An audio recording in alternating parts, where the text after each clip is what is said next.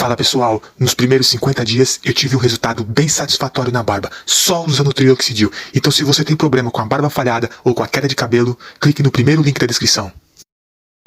Antes do Katrina chegar à costa de Nova Orleans. Tá. Cheguei e apresentei um orçamento, falei, olha, vem uma bomba por aí, vai vir o maior furacão dos últimos tempos. E você trabalhando com tempo era a pessoa pra isso. E né? aí eu falei assim, olha, eu tenho um orçamento, já falei com o National Hurricane Center, que era o diretor do Centro Nacional de Furacões nos Estados Unidos, ele já me deu autorização para entrar no avião que voa no centro desse furacão, a gente pode ficar lá acompanhando a chegada desse furacão, e aí eles não aprovaram o orçamento.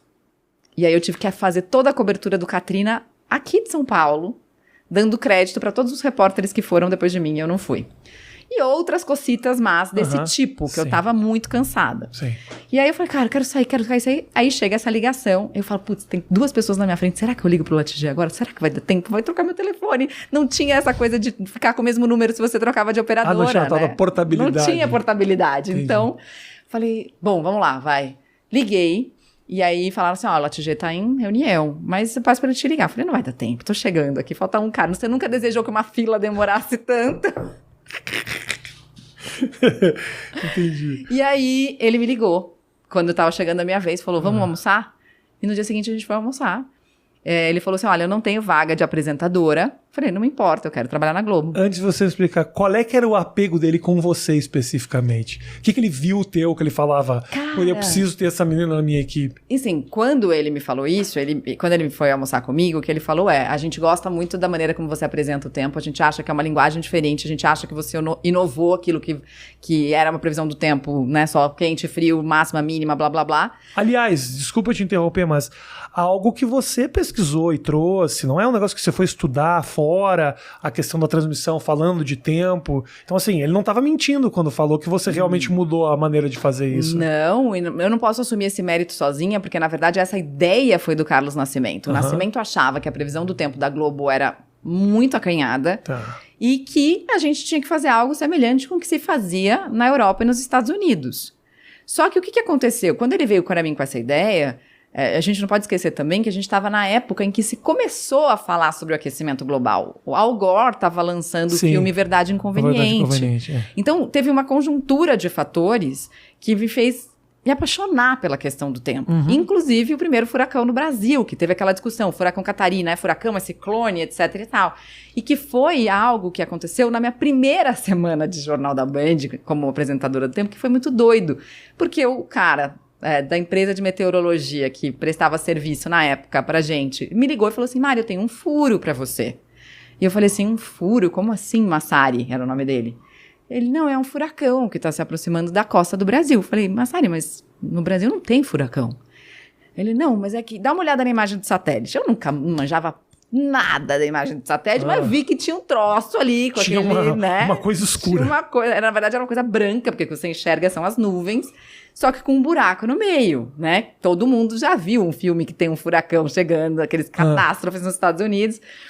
E eu falei, caraca, Massari, o que é isso? Ele... Falei, o que eu vou falar? O Nascimento vai me perguntar o que está acontecendo. Ele falou, fala que é um furaquinho, que o mar vai ficar bom pro surf, blá, blá, blá. E lá fui eu, desavisada, com uma semana de previsão do tempo. E aí, Mariana, tá dizendo que tem um furacão na costa do Brasil? O Nascimento é mais um furaquinho. Por sorte, o Jornal Nacional, obviamente não usou o termo furaquinho, porque eles não falavam assim naquela época, mas também deu uma amenizada na história.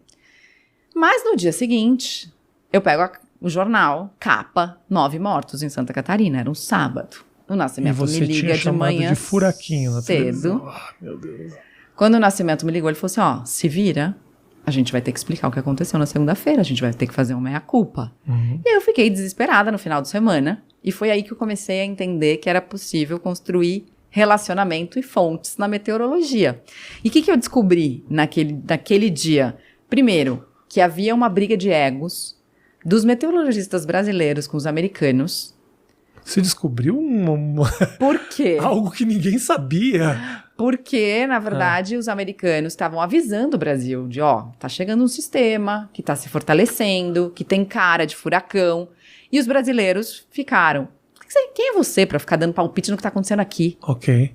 Né? Tipo, quem é você? É o cara que tem experiência com o furacão, Sim, né? sim. Tá convivendo com o furacão desde sempre. E o mundo é mundo, né? Independente, tipo, aqui quem manda é a gente. Não existe isso, querido. Na atmosfera, né? Não é nem no território, né? Não é nem na terra, né? Jesus, E aí, além disso, uma outra coisa que eu vi pela primeira vez e que eu não tinha visto até aquela época é um mapa da divisão geográfica de onde estão os equipamentos que são capazes de medir as informações do tempo. Como é que a gente alimenta os supercomputadores para fazer a previsão do tempo? Com radares, com bombas que ficam dentro da água, captando informações sobre temperatura da água, com monitores de vento, birutas, etc., que medem velocidade de vento, direção de vento, tudo isso está espalhado. Só que se você pega a densidade demográfica desses equipamentos no hemisfério norte e no hemisfério sul, você tem mais ou menos a diferença de densidade demográfica de São Paulo para o Tocantins. Entendi, não tem nada aqui. Não tem nada. Então é como se a gente quisesse saber o que está acontecendo nessa mesa, se tivesse um equipamento aqui, só que eu tô falando daquele ponto lá, e tô pegando essa referência para dar exemplo. Então as informações que a gente tinha eram muito preliminares, enquanto os caras lá, tipo assim, pensou em chover, parece que vai chover. Não, parece não, vai chover às 4h12. Os caras